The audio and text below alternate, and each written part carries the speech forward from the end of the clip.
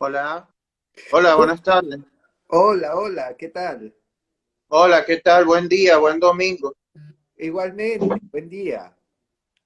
Vale, es un placer estar aquí contigo para hacer este directo sobre un tema histórico muy interesante y apasionante.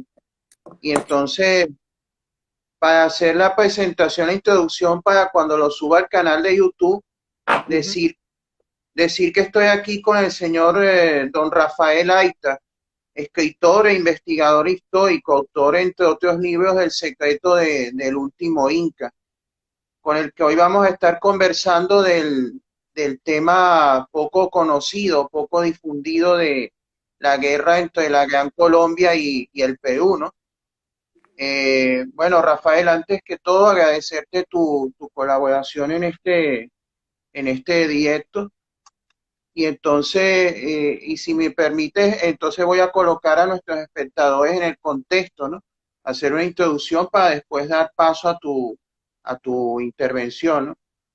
Esto, la guerra entre la Gran Colombia y Perú, si buscamos sus antecedentes, tenemos que decir que cuando Bolívar, por supuesto, que ejerce como dictador del Perú, a raíz de de la invasión que él hizo para independizar al Perú de España en contra de la voluntad de los propios peruanos, ¿no? Se podría decir.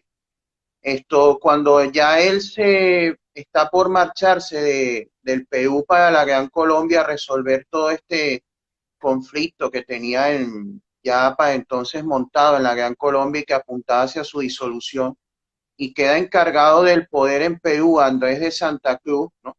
Como presidente del Consejo de Gobierno nombrado por Bolívar. Bolívar lo deja encargado, pero entonces al mismo tiempo él dispone que se apruebe y se ratifique el proyecto de constitución para la República Peruana, que él había elaborado, la llamada Constitución Vitalicia, ¿no? Con la cual él pretendía consagrarse o autoproclamarse Bolívar como presidente vitalicio del Perú, ¿no? Entonces esta constitución, que es promulgada el 8 de diciembre de 1826, pero inmediatamente surge el movimiento en Perú, la reacción contra la presidencia vitalicia de Bolívar, y la constitución vitalicia es rápidamente derogada el 27 de enero de 1827, y entonces se convoca un congreso constituyente en Perú, ¿no? Que redacta una constitución nueva y eligen al señor José de la Mar lo eligen como presidente constitucional del Perú, que entra en funciones el 22 de agosto de 1827, ¿no? Con lo cual ya el Perú queda libre de esta tutela extranjera de Bolívar y de la Gran Colombia. Sin embargo, entonces comienza esta situación de escalada de tensiones entre Colombia, llamada la Gran Colombia. Bueno, recordar ante todo que estamos hablando de Colombia la Grande, la que estaba formada por las actuales Venezuela, la actual Colombia, entonces Nueva Granada, la actual Ecuador y Panamá, por supuesto, ¿no? Pues la Gran Colombia fundada por Bolívar. Entonces empiezan a surgir las tensiones entre la Gran Colombia y el Perú ante un Bolívar que se encuentra resentido, encuentra resentido porque le han quitado la presidencia vitalicia del Perú, han reaccionado en contra de su dominio, ¿no? Han expulsado su dominio del Perú, y entonces comienza esta escalada de tensiones por parte de Bolívar, de su gobierno, haciendo una serie de reclamos al Perú, como pretendiendo anexarse territorios peruanos como los de Tumbes, Jaén, actualmente en Cajamarca, y territorios que comprenden los actuales departamentos de Loreto y Amazonas, ¿no? También pretendía reclamar al Perú deudas financieras, y reclamar inclusive el que se obligara o se entregara a ciudadanos peruanos como reemplazo de las tropas gran colombianas perdidas en el conflicto, en la campaña del Perú, ¿no? Entonces, a todas estas, ya para el año siguiente, el 18 de abril de 1828, comienza una rebelión en Bolivia contra el presidente Antonio José de Sucre, y el general peruano Agustín Gamarra, futuro presidente del Perú, invade o interviene en Bolivia el 1 de mayo de 1828 con 4.000 a 5.000 soldados para respaldar a los rebeldes bolivianos que eventualmente terminarían derrocando a Sucre, obligándolo a firmar el Tratado de Piquiza el 6 de julio, ¿no? Por el cual acepta retirarse del poder en Bolivia. Este fue, por decirlo así, el detonante que lleva a Bolívar a plantearse el 3 de junio de 1828 declarar la guerra al Perú, lo que efectivamente hace el 3 de julio de ese citado año de 1828. Entonces ya colocándonos en más o menos en este antesala, para situarnos en contexto, entonces sin más te dejo en el uso de la palabra para que nos expongas y nos expliques cómo fue esta guerra entre Gran Colombia y el Perú, y por supuesto también para que profundices en los antecedentes y en el propio desarrollo de la guerra. Así es, muchas gracias. De hecho, muy buena introducción que nos has brindado. Ciertamente existió una afán, digamos, de rivalidad entre la Gran Colombia y Perú, ¿no? Bolívar sabía que para que la Gran Colombia surja y prospere, pues la potencia que tenía al costado en aquel momento tenía que caer tenía que mermar. Y por ello, claro, además de eso, se suma el componente que Perú había sido el último bastión, ¿no? Esta es una parte de la historia que quiero tocar porque se ha hablado muy poco de esto. En la historia tradicional que se nos cuenta, pues se dice de las corrientes libertadoras del norte y del sur, que vienen con San Martín y Bolívar y que proclaman la independencia del Perú y que el Perú es libre por la voluntad de los pueblos. Poco se dice que en realidad estas dos corrientes llegaban al bastión más realista de toda Sudamérica.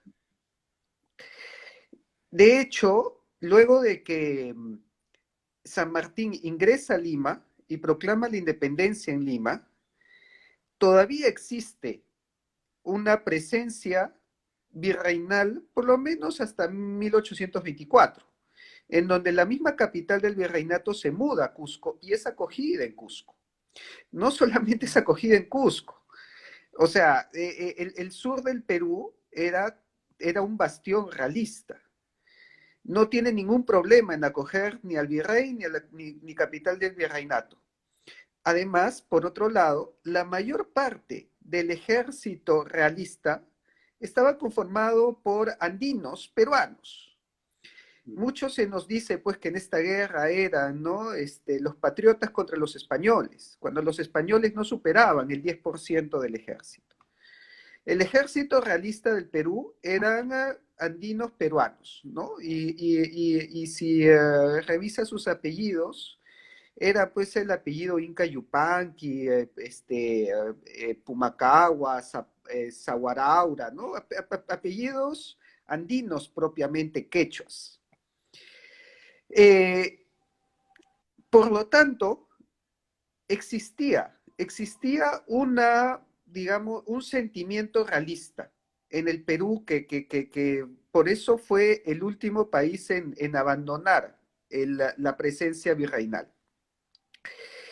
Y obviamente Bolívar veía con muy malos ojos esto.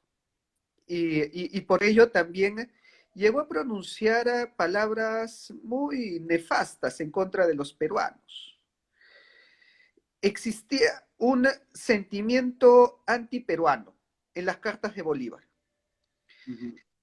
Y esto también se reflejó en la conferencia de Guayaquil, en donde San Martín sabemos que tenía la intención, tenía la voluntad que Guayaquil quede para el virreinato del Perú. No solamente porque históricamente había sido así, ¿no? Sino porque era parte también de la voluntad del consejo que se había armado en Guayaquil. Existía el deseo de continuar integrando el Perú, a pesar de que ya habían proclamado su independencia, bueno, con unos meses de anterioridad. Pero sabían que entre dos potencias, entre la Gran Colombia y entre el Perú, no podían permanecer pues solos, iban a terminar anexándose a una de las dos. Y su voluntad era pertenecer al Perú. Lo que pasa es que Bolívar llegó primero a Guayaquil. Y cuando San Martín llega a Guayaquil, Bolívar lo recibe diciendo bienvenido a tierras gran colombianas. Y esto pues le cae a San Martín como un baldazo de agua fría, ¿no? Pero aquí podemos ver un antecedente de esta guerra, ¿no? Porque ya estaba este territorio en disputa, ya había quedado esta, digamos, esta división entre San Martín y Bolívar y entre, por lo tanto, el pueblo colombiano y peruano, ¿no? De que a quién le iba a terminar perteneciendo Guayaquil.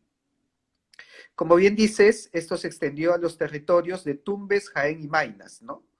Recordemos pues que en el Perú, durante las sucesivas disputas por estos territorios, existía una frase, ¿no? Que decía Tumbes, Jaén y Maynas, ni de vainas. Como diciendo, pues, estos territorios no se los llevan de ninguna manera.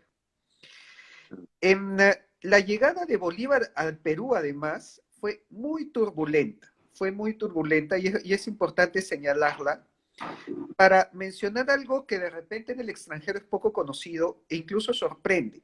A muchos amigos venezolanos les ha sorprendido cuando han llegado al Perú encontrar un sentimiento anti-bolivariano, un sentimiento negativo hacia Bolívar. Claro, eso para un venezolano es pues que le rompen todo el discurso que ha recibido toda su vida, ¿no?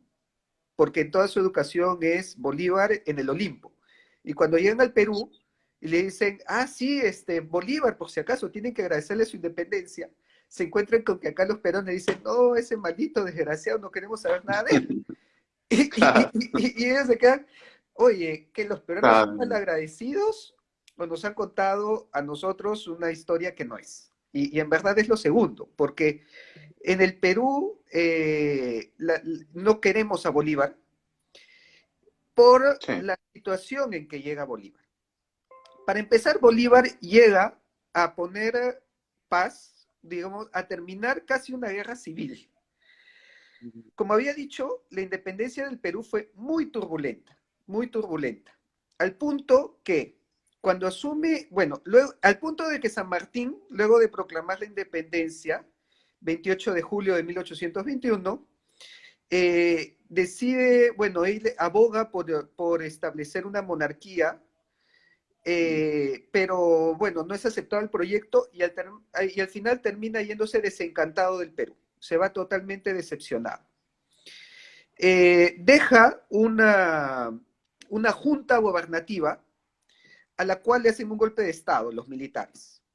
Precisamente la MAR, que ya lo habías mencionado y que tendrá fuerte importancia en este conflicto. Y este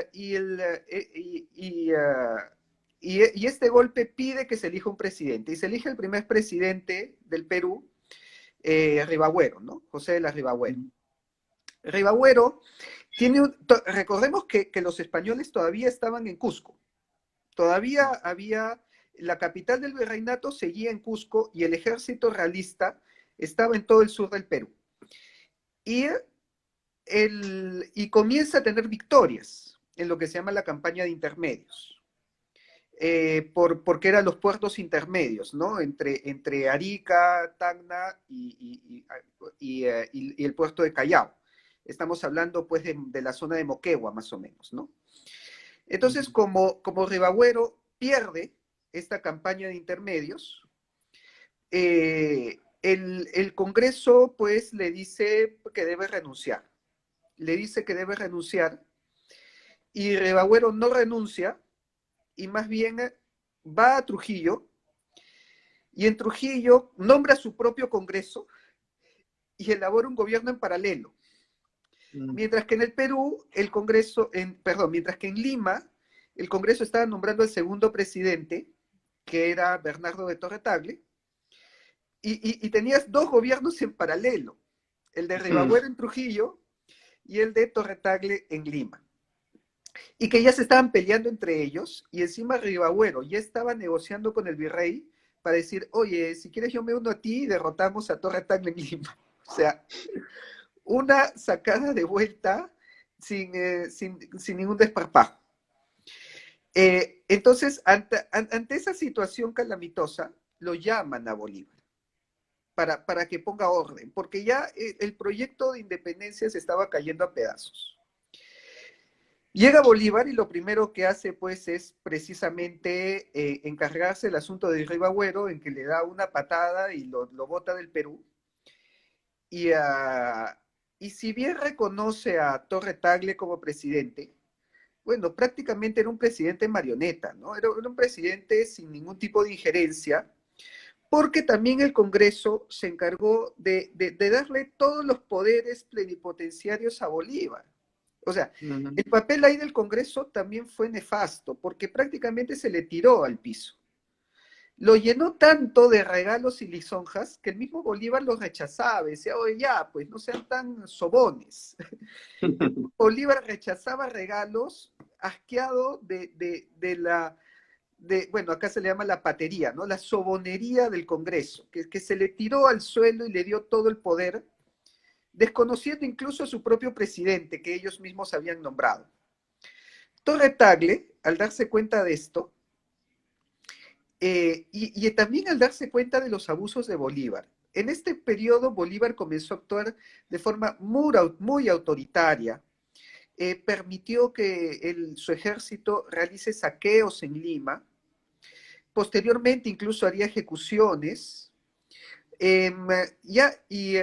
según Basadre, pues a la hora de describir a Bolívar, dice que Bolívar ha tenido muchas facetas, ¿no? Ha tenido la faceta del libertador, del revolucionario, del utópico, del jacobino, y lamentablemente en el Perú nos tocó conocer la faceta del Bolívar tirano, porque acá Bolívar se comportó como un tirano y por eso no lo queremos. Al punto que el mismo Torre Tagle busca a las autoridades españolas para negociar con ellos la salida de Bolívar, diciendo, ¿sabes qué? Los preferimos a ustedes que a Bolívar.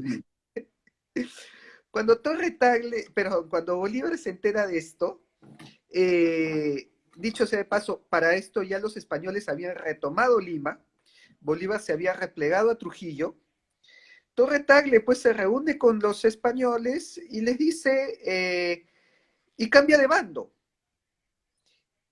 y se declara fiel súbdito del rey de España y tan español como su majestad don Fernando.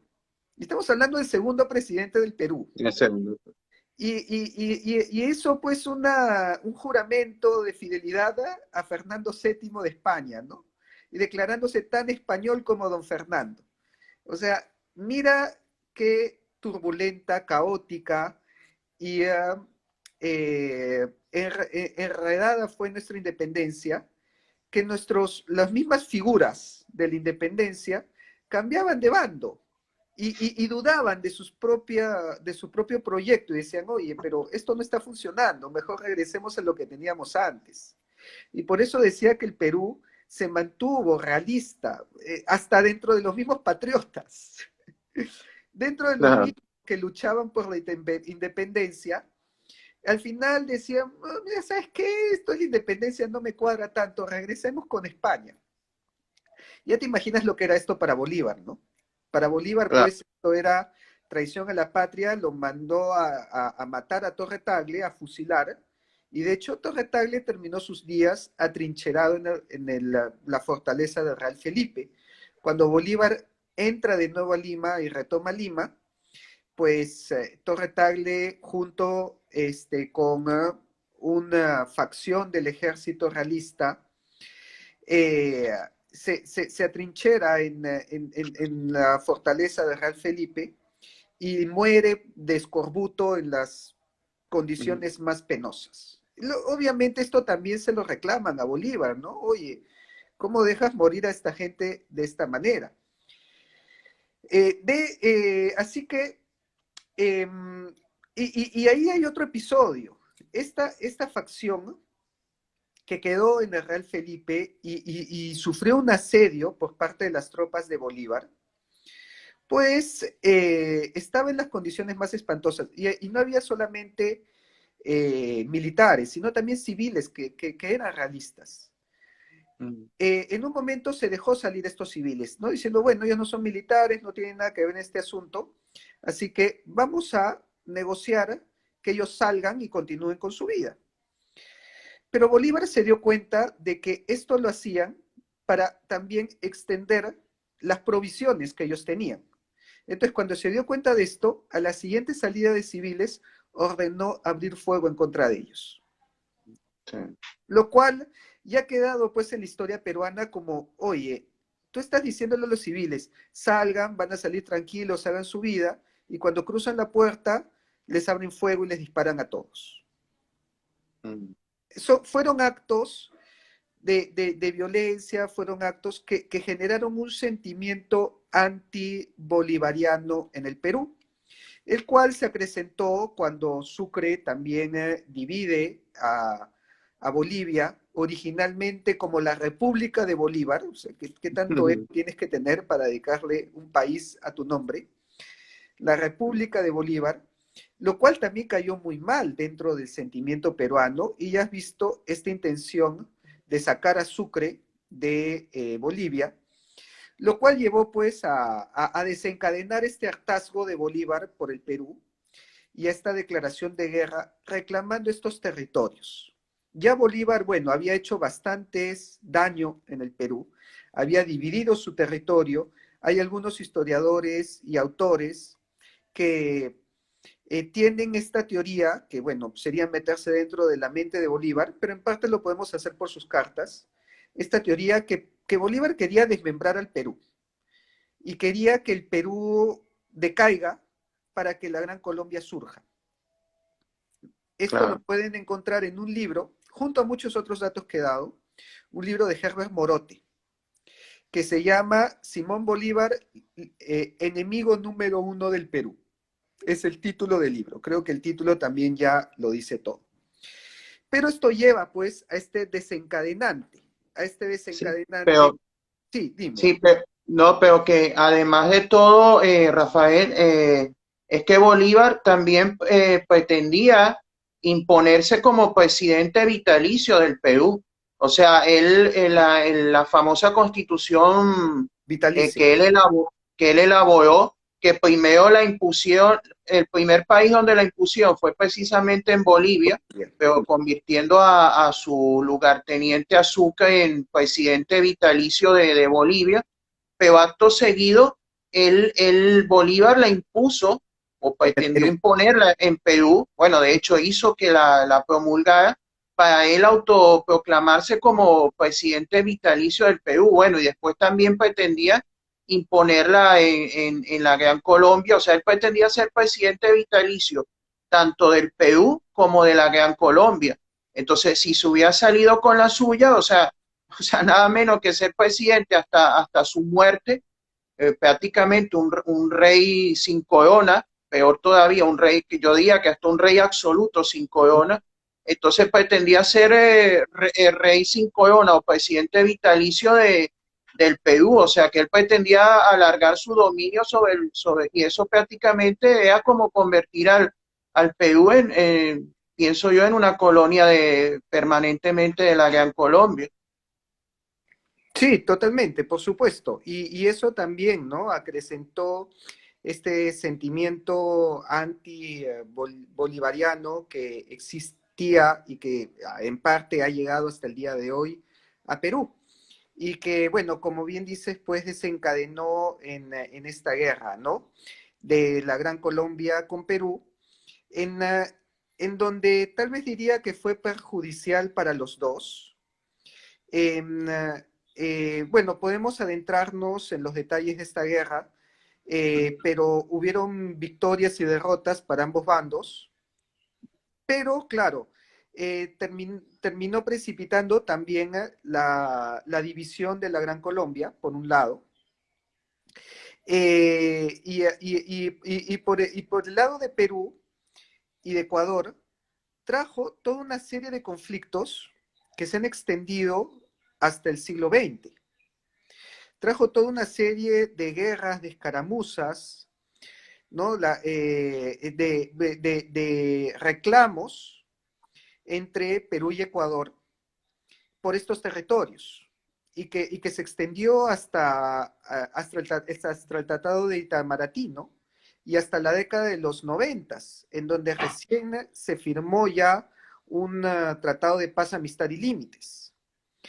Así que este reclamo de Bolívar sobrepasó a Bolívar, sobrepasó la muerte de Bolívar y terminó desencadenando toda una serie de guerras y de conflictos que ha llevado también a un sentimiento antiperuano en Ecuador, que es algo que en Perú no se conoce mucho, pero que, bueno, a mí ya muchos amigos ecuatorianos me lo han contado, incluso uno de ellos me escribe a mi página y me dice, ¿no?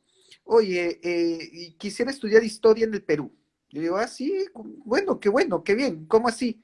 No, es que acá la historia en Ecuador está impregnada de un sentimiento antiperuano, ¿no? Es casi parte de la currícula educativa es enseñar malditos peruanos, miren los desgraciados y abusivos que nos han invadido, nos han querido quitar territorio, nos han hecho la guerra.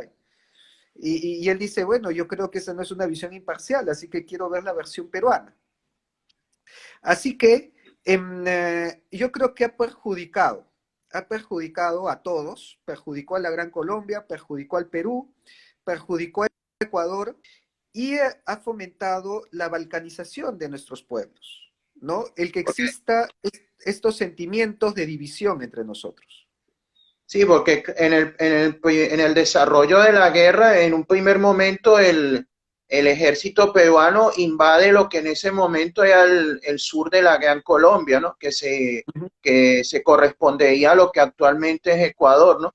El ejército peruano se adentró en el sur de la Gran Colombia y lograron importantes avances, ¿no? Antes de que el ejército gran colombiano se pudiera reponer y pudieran frenar el avance peruano. Eso por un lado. Y bueno, también existe lo que fue un reclamo de la mar a Sucre, ¿no? Justamente por lo que es, por una derrota que sufrió en el Portete de Tarqui. Esto también ha sido muy controversial y de repente ha ayudado a ahondar estos sentimientos de división, ¿no? A pesar que el episodio no es tan conocido en el Perú y no se menciona en las clases de historia, digamos, con mucho énfasis, si acaso se menciona, ¿no? Yo no me enteré, yo me enteré por mi cuenta, más bien, ¿no? Y estamos hablando que, bueno, justamente dentro de esta incursión que estás mencionando, hecha por la mar en el actual territorio de Ecuador, pues existe una victoria inicial que lleva una confianza, ¿no? Eh, Si me permite, sí, la batalla que citas, la batalla del Portete de Tarqui, así es. que a pocos kilómetros de Cuenca, en el actual Ecuador, ¿no? El ejército peruano tenía entre 8.400 a 8.700 hombres, estaban bajo el mando de José de la Mar y Agustín Gamarra, y Así el es. ejército y el ejército gran colombiano con Antonio José de Sucre y Juan José Flores, ambos generales venezolanos, tenía entre 4.600 y 4.700 hombres, y se habla de que fue una victoria táctica gran colombiana. Bueno, por lo menos Así, esa es la versión eso, oficial. así eso iba, ¿no? Como se confiaron de la posición y de las victorias que habían tenido y del avance que habían tenido, Sucre sorprende por la retaguardia al ejército peruano y derrota a su vanguardia en el Portete de Tarqui, ¿no? ¿Cuál es la controversia que sucede aquí? Que al redactar el parte de guerra, justamente menciona lo que acabas de decir, ¿no? Literalmente coloca, y a ver, lo voy a leer acá, que en el campo de combate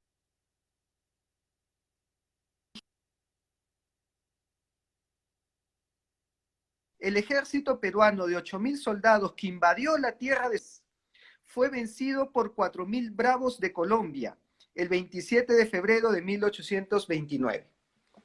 Esto, ya te imaginas, que llevó a una carta de protesta de la Mara Sucre. Primero, porque este ejército de Sucre solamente había atacado la retaguardia del ejército peruano, que sumaba 4.500 hombres. Perdón, no la retaguardia, la vanguardia peruana. Y la vanguardia peruana solamente llevaba 900 hombres, mientras que todo el grueso del ejército quedó esperando el ataque final.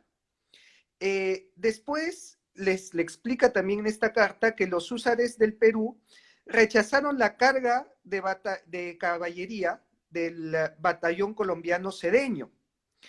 Señaló la contribución peruana también en Junín y Ayacucho, porque queda como que en desmedro cuando dice que invade la tierra de sus libertadores.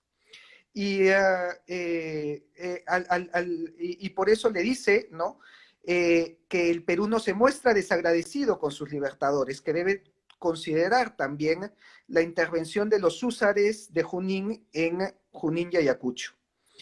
Entonces, esto genera una controversia, ¿no? Entre la MAR y Sucre, en donde le dice, ustedes están adjudicando un triunfo glorioso, cuando en realidad pues es verdad que fue una arremetida táctica por sorpresa a la vanguardia, pero que era de menos personas y que luego el grueso del ejército rechazó a la caballería. Pero como bien mencionas, eso ha quedado hasta el día de hoy, ¿no? Hasta el día de hoy ha quedado pues como que los grandes héroes colombianos con pocos hombres derrotaron al gran y soberbio ejército peruano. Y desde entonces la MAR ya se quejaba de que esto era una versión muy parcializada de aquel hecho. Pero llevó más a esta división que estamos hablando, ¿no? Llevó más a generar este sentimiento, especialmente, mira, si tú colocas oficialmente, el ejército peruano invade la tierra de sus libertadores, pues ya estás creando un sesgo, que va a alimentar una división. Cuando nosotros bien sabemos que a final de cuentas, todos los países hispanos comparten la misma cultura, el mismo idioma, el mismo pasado, y que deberíamos tener más elementos en común que elementos de división. Sin embargo, los elementos de división son los que han primado. Y en parte, yo creo que por estas riñas egocéntricas, ¿no? Basadas en el ego de un caudillo, de Sucre, de la MAR, de Gamarra, de Bolívar, que se quieren erigir en base de triunfalismos y que para eso obviamente desmedran o ponen a menos al otro. Y se generan rivalidades entre países como Colombia, Ecuador, Perú, que en realidad tenemos más elementos que nos unen que nos dividen. Claro. No, pero bueno, y claro, es que en todo caso, yo pienso que en principio, si vamos a hablar de una razón, aunque sabemos que en todas estas cuestiones de guerra y política todo es muy relativo, ¿no? Pero si vamos a hablar de más razón o más justicia, había del lado peruano, ¿no? Que en un primer momento lo que querían era primero sacudirse el yugo de Bolívar, ¿no? Reafirmar su propia independencia y soberanía. Y luego, claro, Bolívar, entre las razones que alega para ir a la guerra, es esa intervención que hizo Gamarra en Bolivia para apoyar la rebelión que derrocó al general Sucre. Pero también, claro, como tú bien has mencionado, es que ya el mismo tema de Bolivia es un tema controversial, porque Bolivia en principio, el Alto Perú, debió haber pertenecido en principio al Perú, ¿no? Y además que Bolivia, con Sucre de presidente vitalicio, no debemos olvidar, Bolivia, la queja que tenía incluso muchos bolivianos era que Bolivia se estaba conduciendo como una colonia de la Gran Colombia. Entonces el Perú tenía ahí en Bolivia una amenaza gran colombiana. Entonces el movimiento de Gamarra para derrocar a Sucre era también una forma de sacar a los gran colombianos, a la Gran Colombia de Bolivia, y con eso proteger todavía más, reforzar la independencia y la soberanía del Perú. Y luego, por otra parte, Bolívar, el gobierno de Bolívar, desde la Gran Colombia, pretendía la anexión de estos territorios peruanos, que entonces, aunque se dice que la guerra termina, al menos desde la parte de la campaña terrestre, digamos casi que termina como un empate técnico o algo indeciso, sin embargo, sí, yo creo que se puede hablar más de una victoria política del Perú en todo caso, porque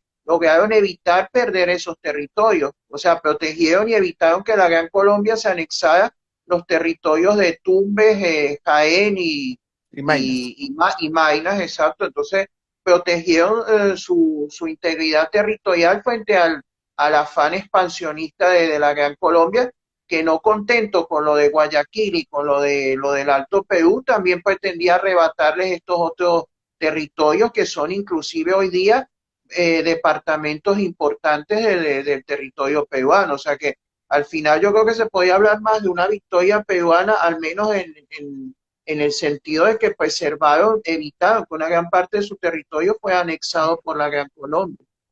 Sí, correcto, ¿no? Totalmente de acuerdo. Y mientras hablabas, también se me venía a la cabeza justamente el tema de Bolivia, porque eso es otra tremenda controversia, porque si acá nosotros sumamos ahorita un hermano boliviano, te va a contar su punto de la historia, que es completamente distinto al tuyo y al mío. Claro. Y también he tenido controversia con bolivianos que me han dicho que no, que Bolivia ya no pertenecía al Perú, que era la audiencia de Charcas, que la audiencia de Charcas estaba en disputa entre Perú y el Río de la Plata, que más bien los peruanos invadieron vilmente, traicioneramente su territorio y que encima le queremos quitar la diablada y los caporales.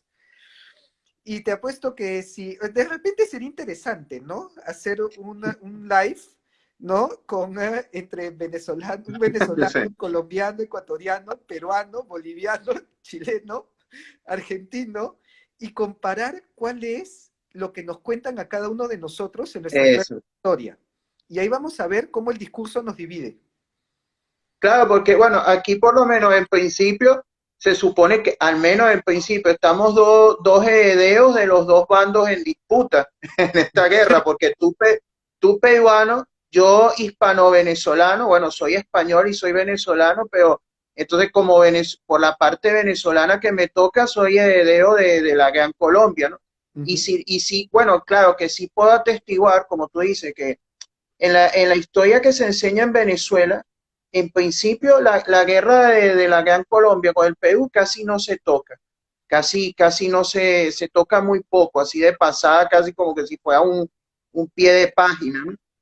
Pero dentro de lo poco que se toca, ¿no? Claro, lo que se vende casi es como que, estos malagradecidos peruanos, o sea, como que el Perú ingrato, malagradecido, que le había hecho la guerra a Bolívar, al que prácticamente que le debía la vida y el alma y todo. La Entonces, reacción de pero claro, como yo hace siglos que me liberé de ese adoctrinamiento de la historiografía oficial, por supuesto que ya yo no creo en eso, pero claro, es la cosa de los puntos, como tú dices, la historia distorsionada, y sería de verdad interesante comparar, que hiciéramos una mesa redonda con representantes de varios países comparando los puntos de vista de las historiografías oficiales.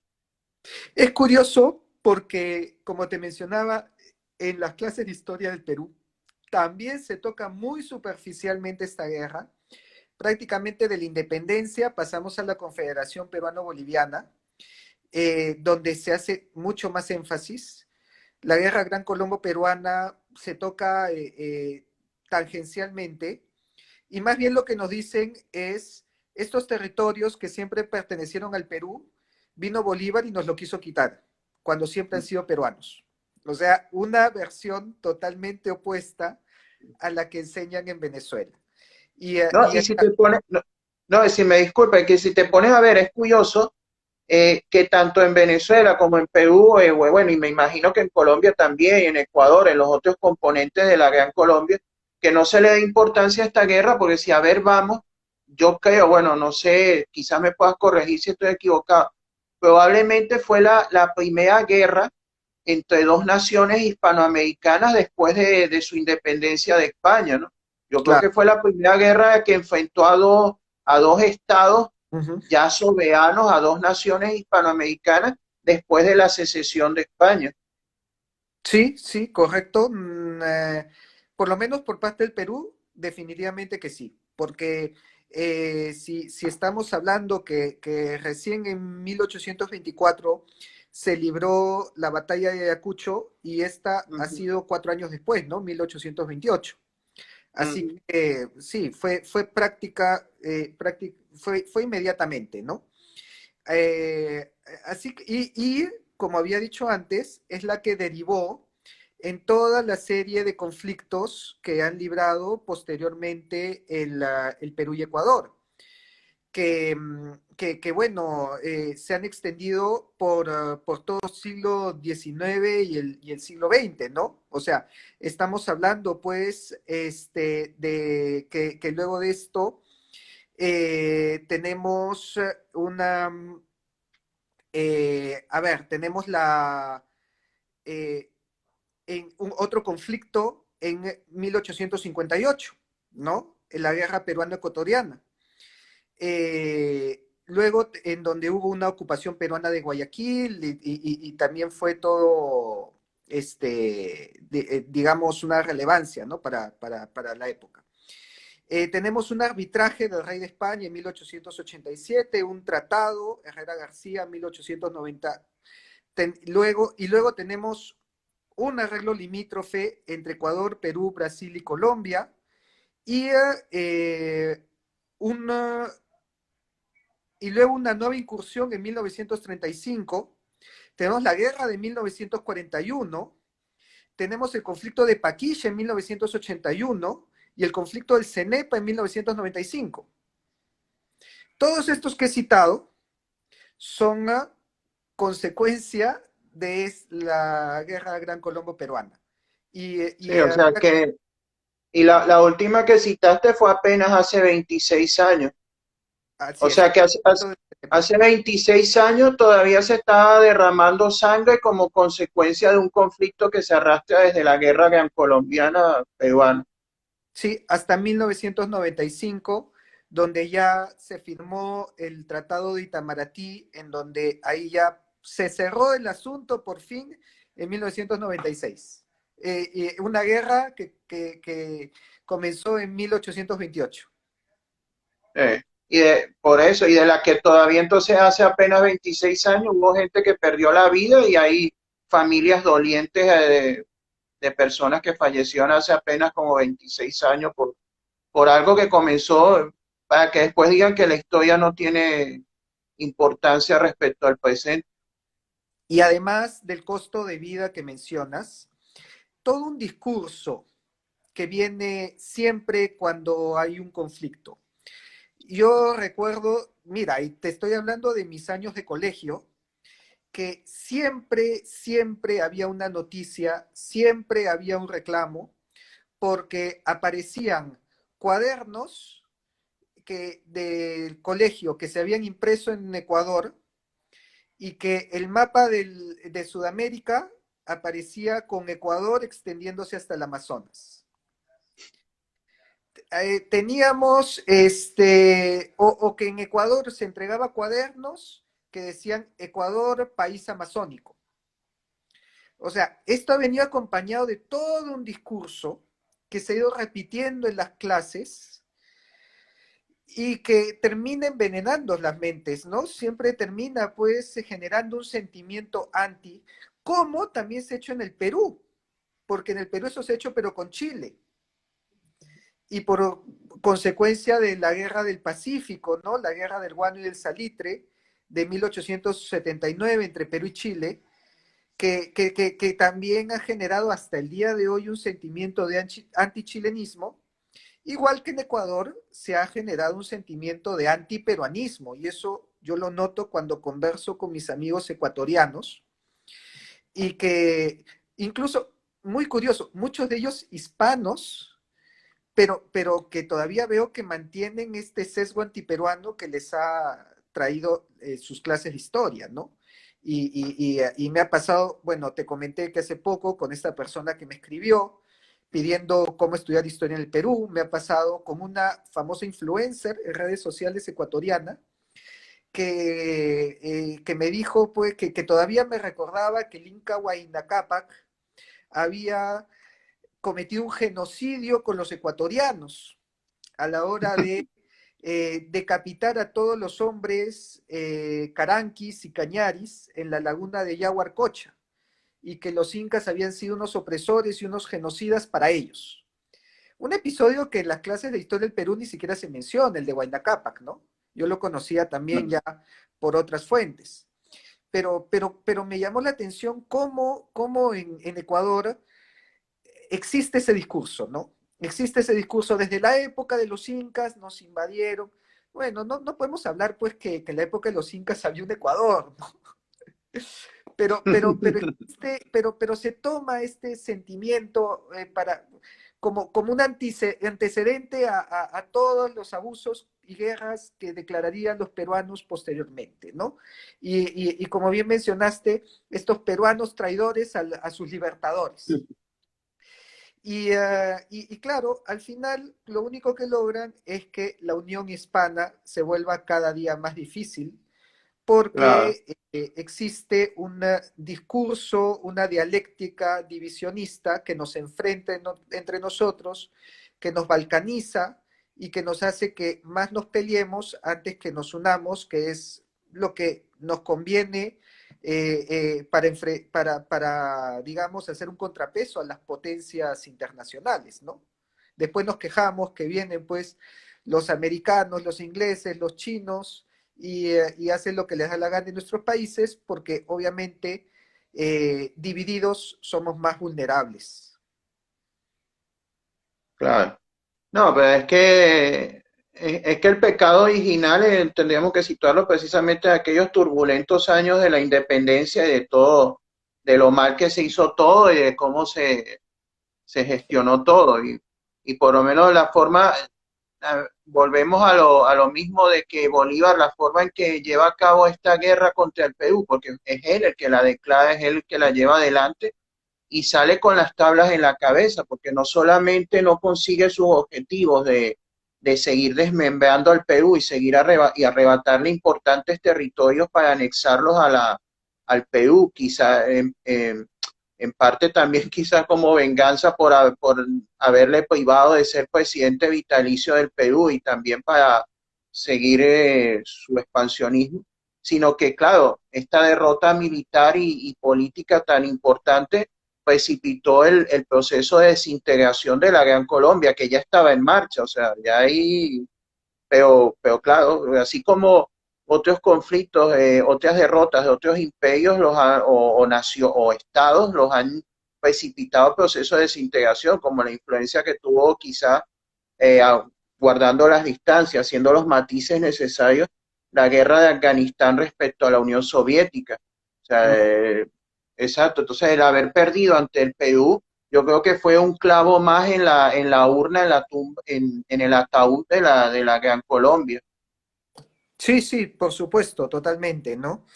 Y claro, como bien dices, todo esto también fue generado por esta constitución vitalicia en que nombraba a Bolívar pues como presidente vitalicio, a pesar de que, claro, muchos defensores de Bolívar dicen, no, pero él no lo ejercía, ¿no?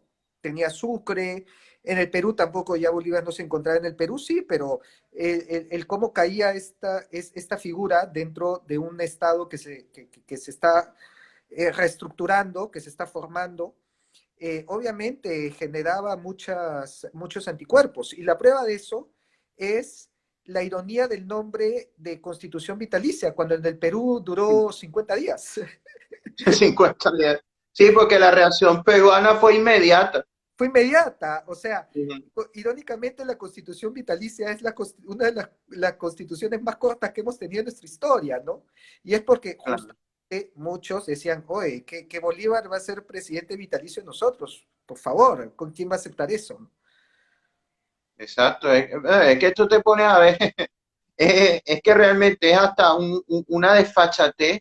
O sea, pretender ser presidente vitalicio del Perú, siendo que él no era peruano, ¿no? Entonces, siendo que precisamente se había hecho la guerra para reivindicar y que las nuevas naciones que intentaban forjar sus identidades nacionales, que bueno, que en ese momento eran bastante artificiales, porque estaban tratando de forjarlas, pero precisamente es paradójico que aquel que estaba postulando forjar identidades nacionales eh, pretenda siendo él, porque él para el Perú era un extranjero, él era, se supone era colombiano, bueno, y venezolano de terruño, entonces pretenderse erigirse como presidente vitalicio del Perú y además de también presidente vitalicio de la Gran Colombia, que él pretende, y luego lo cómico es que nos vendían como que él sentía desapego por el poder, para sentir desapego por el poder, después de tener ese presidente vitalicio de la Gran Colombia y del Perú al mismo tiempo, yo no veo mucho desapego del poder.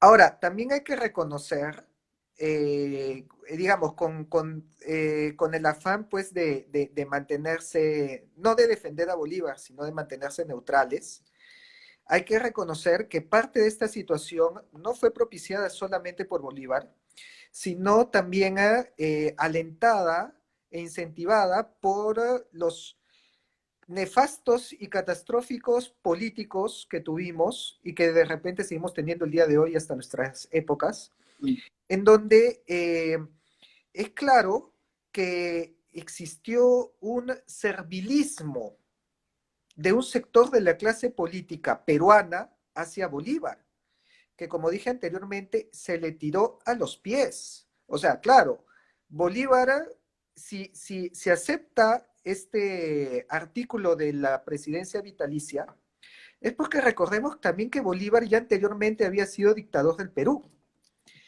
El primer dictador del Perú fue Simón Bolívar,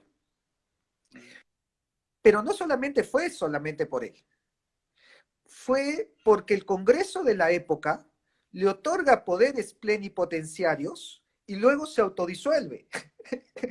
O sea, tú concibes un Congreso de tu república en donde viene un extranjero y el mismo Congreso le da todo el poder y después se declara en receso hasta que Bolívar lo convoque de nuevo. O sea, le entregaron el país regalado en sus manos. No es por defender a Bolívar, pero poniéndose en su situación, Bolívar debe haber pensado, estos sujetos son acéfalos. O sea, me están regalando su país con todo gusto y sin ningún pero. Y a caballo regalado, No le mira el diente, ¿no? claro. Entonces, el servilismo de esa clase política que se arrodilla cuando ve un caudillo y le entrega todo y prácticamente lo vuelve un tótem, lo diviniza, es algo que también existe hasta el día de hoy, ¿no? Y por ello, y es causa de muchos de nuestros daños. Bueno, esto es histórico, esto viene desde la época de Bolívar. Y de repente aquí se aplica muy bien la frase que dice, quien no le reza, quien no cree en Dios, a cualquier santo le reza, ¿no? Obviamente, si tú no tienes pues una figura de un Estado, como el que venía tradicionalmente por 300 años, y te encuentras pues ante un desgobierno y una acefalía, obviamente se colgaron de, claro, ellos decían, no queremos un rey, pero al primer caudillo que vieron, le dieron más poderes que los que tenía el rey, ¿no? O sea, una ironía totalmente que muestra esta falta de convicciones y esta falta de una, ¿cómo decirlo?, de un sentimiento de nación, que simplemente me busco cualquier caudillo. Claro, Así y que yo creo que ha permanecido hasta el día de hoy, porque todos los países de Hispanoamérica estamos sufriendo el mismo caudillismo, que vemos a un líder fuerte, de mano dura, y ya nos olvidamos de la democracia, de la división de poderes, nos olvidamos pues de todo lo que supuestamente siempre defendemos y se lo entregan en bandeja de plata, ¿no? Le dicen, ¿sabes qué? Quédate con el país en las manos y haz lo que tú quieras. Y yo creo que esto fue lo que le pasó a Bolívar. Se encontró dentro de esta coyuntura en donde acumuló poder, pero porque en parte la clase política le dejaba este poder a sus pies. Y claro, obviamente Bolívar lo recibió muy gustoso, ¿no? Y este problema sigue hasta el día de hoy. Yo creo que ahí están las raíces de muchos de los problemas que vemos el día de hoy en nuestra clase política hispanoamericana. sí. Desgraciadamente es así. Bueno, Rafael, ¿qué más puedo decir que agradecerte profundamente, darte las gracias de corazón? Ha sido un diálogo bastante ameno, bastante apasionante y espero que en el futuro inmediato se repita respecto a otros temas relacionados de nuestra misma Hispanoamérica para seguir analizando esta tierra tan hermosa, pero al mismo tiempo tan atormentada. A ver si algún día escapamos de la De repente maldición algún día eterna. también podemos hablar de independencias. Exactamente, de las independencias que en el tema, sobre todo el tema de la independencia peruana es bastante apasionante porque yo creo que el resto de los hispanoamericanos o iberoamericanos no tenemos un conocimiento cabal de lo que fue la independencia peruana, que tuvo unas características muy particulares, comenzando por ese mismo hecho de que prácticamente le fue impuesta desde afuera por invasiones externas a la fuerza, ¿no? Y entonces, y bueno, y la parte del proyecto monárquico de San Martín, que es sumamente interesante, que daría para, entero para un podcast que podríamos hacer muy pronto. No, sí, por supuesto. Mira, hay muchísimos temas de los que podemos hablar, incluso dentro de las mismas independencias. De repente, mira, se me viene a la mente este asedio que te comenté de Real Felipe, en donde Sí. ya se había firmado la capitulación de Ayacucho y Ujú. el general Rodil pues sostuvo una defensa que Numantina. así es, y que no se comenta, no se conoce mucho, pero justamente por eso es interesante difundirlo. Así que ahí hay un tema que propongo para un futuro. Yo encantado.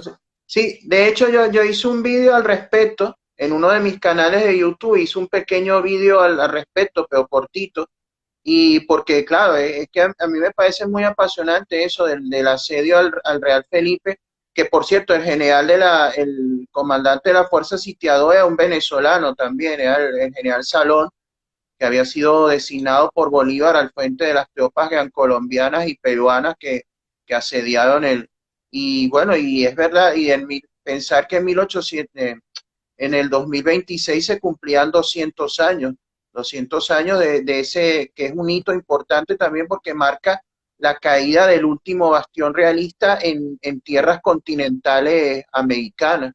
Así es. Entonces sí, podemos hacer un podcast al respecto dentro de poco. Por supuesto. Ahora que 28 de julio ya se viene también el bicentenario de la independencia del Perú.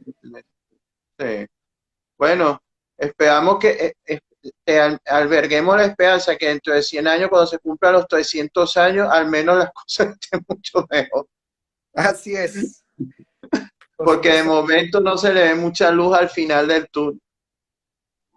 Vamos con fe. Bueno, muchas gracias, un placer, Rafael, y un abrazo y gracias a todos los espectadores. Un Muchas gusto. gracias, hasta luego. Nos vemos. Hasta luego.